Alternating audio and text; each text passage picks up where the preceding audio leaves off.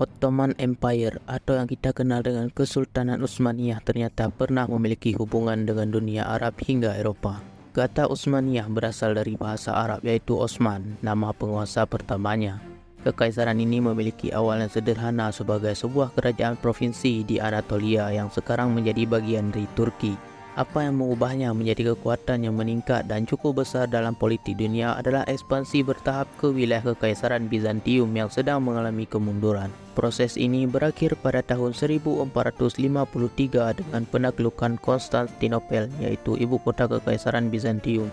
Konstantinopel berganti nama menjadi Istanbul dan menjadi pusat kekaisaran baru yang sedang bangkit.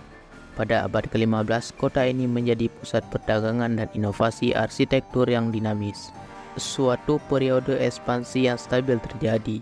Kekaisaran meluas ke sebagian timur tengah sepanjang Laut Merah, Afrika Utara, Balkan, Eropa Timur, dan sampai ke tembok kota Wina. Puncak kekuasaan Kekaisaran Ottoman terjadi pada abad ke-16 pada masa pemerintahan Sulaiman yang Agung, salah satu sultan kekaisaran yang paling lama berkuasa. Bukti kekuatan kekaisaran adalah fakta bahwa Sulaiman mendapat julukan Megah di barat. Di masa Kesultanan Utsmaniyah, ia dikenal sebagai pemberi hukum. Pada masa pemerintahannya, kekaisaran memperoleh kode hukum baru dan mengalami periode kebangkitan budaya yang didukung oleh perpaduan unsur Kristen, Islam, dan Arab. Kekaisaran juga menawarkan jalan yang aman bagi orang-orang Yahudi Sephardi yang melarikan diri dari penganiayaan di semenanjung Iberia. Pada awal abad ke-16, Kekaisaran Ottoman memiliki salah satu komunitas Yahudi terbesar di dunia. Konstantinopel belum secara resmi berganti nama menjadi Istanbul hingga tahun 1930. Ketika kota ini menjadi perpaduan budaya yang nyata, sepanjang masa Renaissance, Ottoman menjadi mitra perdagangan terbesar Eropa Barat.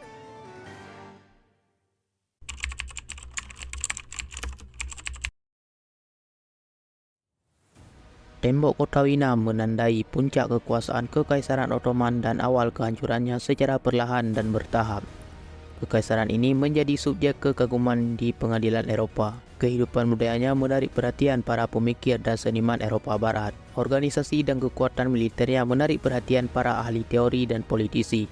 Ottoman menjadi salah satu subjek utama gerakan estetika dan ilmiah abad ke-18 dan ke-19 yang dikenal sebagai Orientalisme. Yang terpenting, Kekaisaran Ottoman sebagian merupakan kerajaan Eropa.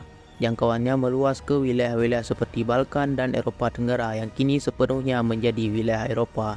Meskipun kekuatan mereka berkurang pada abad ke-18 dan ke-19, populasi Kristen dan Muslim di Balkan dan Mediterania Timur hidup berdampingan dalam masyarakat yang relatif toleran. Hal ini mulai berubah pada pertengahan abad ke-19 karena sentralisasi kekuasaan dan administrasi kesultanan yang jauh dari bagian-bagiannya yang beragam dan berjauhan. Pada awal abad ke-20, provinsi-provinsi kekaisaran di Eropa menjadi tempat kekerasan dan konflik etno-religius. Titik baliknya adalah Perang Balkan yang terjadi pada tahun 1912 sampai 1913 yang memisahkan beberapa provinsi paling beragam yang terkaya di Eropa Tenggara dari kekaisaran.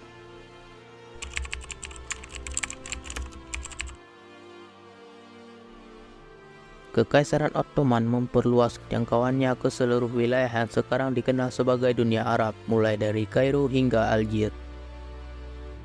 Untuk waktu yang lama, kekuasaan Ottoman di Timur Tengah sangat minim. Fokus utamanya adalah para perlindungan pos-pos perdagangan utama dan kota-kota suci Islam.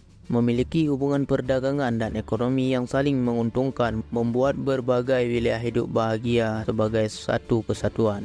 Arab juga pernah mempertahankan kesetiaan pada Kekaisaran Ottoman.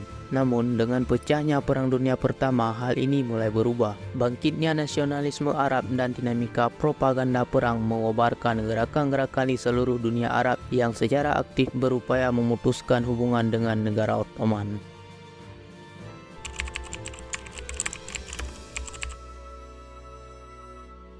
Kekalahan tentara Yunani di Anatolia pada tahun 1922 oleh kekuatan nasionalisme Turki menandai runtuhnya Kekaisaran Ottoman secara nyata dan munculnya negara penerus baru yaitu Turki modern. Perang Yunani-Turki menjadi seruan bagi gerakan pan-Islamis anti-kolonial di Timur Tengah dan India. Namun Mustafa Kemal Atatürk, pendiri dan pemimpin pertama Turki, ingin melakukan terobosan radikal dari warisan Ottoman. Ia memindahkan ibu kota negara baru dari Konstantinopel ke Ankara dan memprakarsai serangkaian reformasi yang cepat seperti perubahan alfabet dan penghapusan kekhalifahan serta gagasan monarki absolut di dunia Islam. Meskipun terjadi perpecahan radikal dengan masa lalu kekaisaran, perdebatan antara tradisi dan modernisasi terus membentuk evolusi kehidupan politik Turki.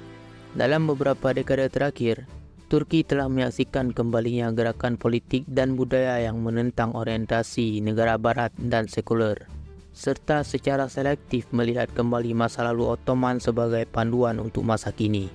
Keputusan pemerintah Erdogan yang mengubah kuil Bizantium yang terkenal, Hagia Sophia, kembali menjadi masjid pada tahun 2020 meskipun ada kecaman internasional yang luas, memberikan contoh nyata dari pengakuan masa lalu Ottoman di Turki modern.